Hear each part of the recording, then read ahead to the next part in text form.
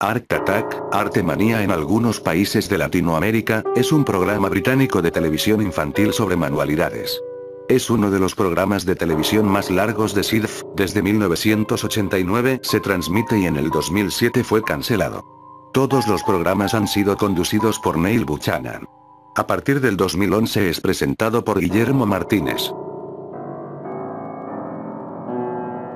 Yo trabajaba de camarógrafo en el programa de Art Attack en la época donde conducía Rui Torres, y las grabaciones se hacían en Londres. Él era muy dedicado y le encantaba su trabajo, además se llevaba bien con todos en la producción. Siempre cuando se terminaba de grabar un episodio, platicaba con él o hacíamos comentarios del programa, qué parte le gustaba más de programa, en fin, el tiempo volaba muy rápido en charlar. Se podría decir que yo era su mejor amigo, sin presumir mucho. Incluso me contaba sobre su familia, pues él tenía una hija recién nacida.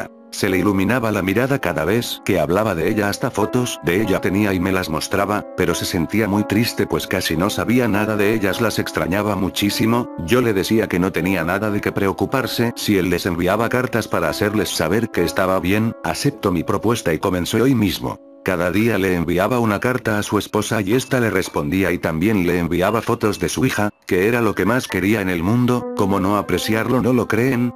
Un hijo es lo más maravilloso que el ser humano puede recibir. Rui también me contaba que estaba estudiando ingeniería en telemática, pues su carrera como actor no era lo único con lo que pudiera tener éxito, pero me decía que solo iba a estar trabajando un tiempo con Disney Channel y después regresaría a México para terminar sus estudios. Yo admiraba en parte a Rui por los sueños que tenía para darle lo mejor a su familia. Él era muy feliz hasta que los problemas comenzaron. Un día mientras grabábamos un episodio, dimos la primera pausa para darle un descanso a Rui. En ese momento llaman por teléfono, era su esposa, y por el tono en el que Rui le contestaba no era muy bueno. Cuando finalizó la llamada le pregunté qué era lo que pasaba y él me contestó con un tono molesto que no tenía nada. La pausa terminó y volvimos con el programa. Cuando terminamos de grabar, Rui se fue a su camerino enfurecido. Lo seguí para preguntarle qué era lo que tenía nuevamente, y me contó que había tenido una pelea con su esposa. Ella le decía que hasta cuándo iba a dejar de grabar ese estúpido programa, y él le respondió que tomaría un poco de tiempo, porque lo habían contratado para que grabara una segunda temporada. Su esposa nuevamente contestó enfurecida que nunca tenía tiempo para hablarle, que lo único que le importa es su programa y no tiene el tiempo suficiente como para hablar con ella. Él contestó que le manda cartas para saber cómo estaban, pero en ese momento ya había colgado. Rui estaba a tiempo que solo lo que podía hacer era irme y dejarlo solo. Desde ese momento empezó a tener más y más problemas con Elena, su esposa, que hicieron cambiar el humor de Rui. Ya no era el simpático y energético de antes, ahora solo terminaba de grabar y se encerraba en su camerino, pero ese solo era uno de los tantos problemas que tuvo. En el 2002 ya estábamos grabando la segunda temporada, y al parecer todo volvió a la normalidad, y Rui se veía más contento, y todo su coraje había desaparecido, pero fue por solo un momento. Un sábado por la tarde estábamos Rui y yo en su departamento charlando, cuando su teléfono suena. Él contesta, y se queda callado. Su mirada comienza a cambiar hasta que emite un grito leve, y cuelga el teléfono. Se altera demasiado y yo le pregunto que sí, qué le pasaba. Estaba muy alterado y daba vueltas por todos lados. Vuelvo a preguntarle qué le ocurría y él me contesta con un nudo en la garganta: mi hija está muerta. Yo me quedé sorprendido, no lo podía creer yo también, y le dije que tal vez se trataba de una broma y él me decía que no. Le habían hablado del hospital preguntando por un tal Rutillo Torres, al cual afirmó, y fue cuando le dijeron que su hija había sufrido una fuerte pulmonía de la cual no pudieron hacer nada. Él lloraba desconsoladamente y culpaba. Único que hacía, tuvo que irse a México para que él declarara por el cuerpo de su hija, para saber si no se trataba de otra persona, pero lamentablemente era cierto, su hija estaba muerta.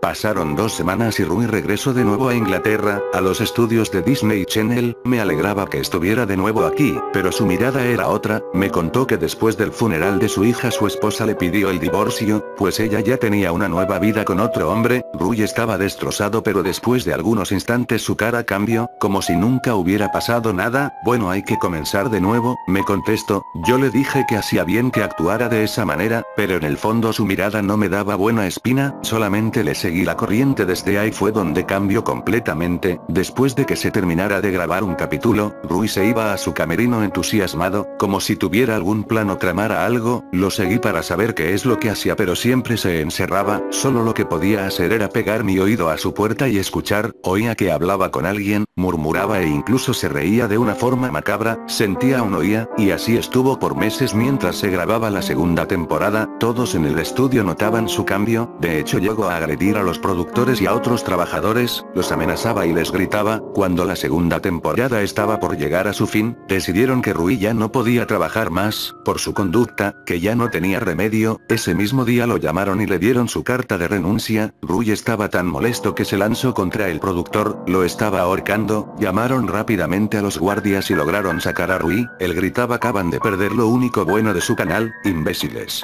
Gritó por todo el estudio hasta que no se escuchó ni una sola palabra más. Muchos trabajadores renunciaron por la conducta que Rui tenía, y los que quedaban temblaban del miedo y rezaban para que no les hiciera daño. Yo solamente guardaba la calma y trataba de no causarle muchos problemas. Nunca me imaginaría que perdería a un colega, aunque yo seguía trabajando ahí. Pasaron 4 meses de la renuncia de Rui que empecé a investigar en dónde se encontraba. Patty, una amiga del estudio, me contó que Rui se había trasladado a México, pues tenía que terminar su carrera de ingeniero en telemática, y quizás volvería a rehacer su vida. Me pareció algo extraño ya que una persona con la mentalidad de Rui no tuviera la capacidad como para seguir estudiando, mucho menos para tener una familia, pero decidí dejar a Rui que hiciera su vida como se le dé su gana. Yo aún tengo la mía y él la suya, esa como sea.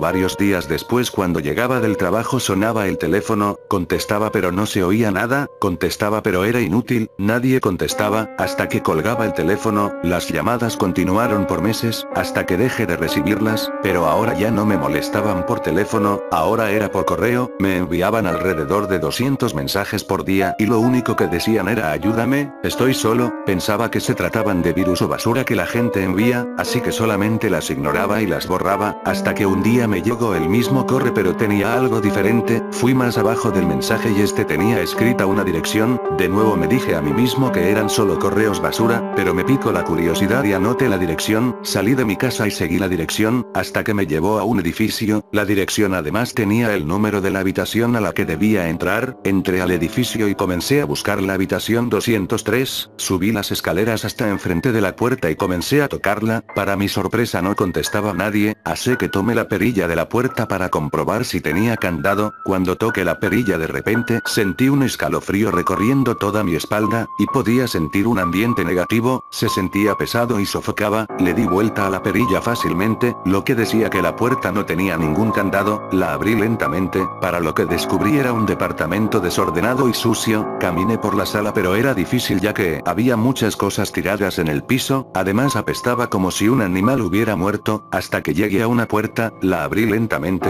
no podía creer lo que veía.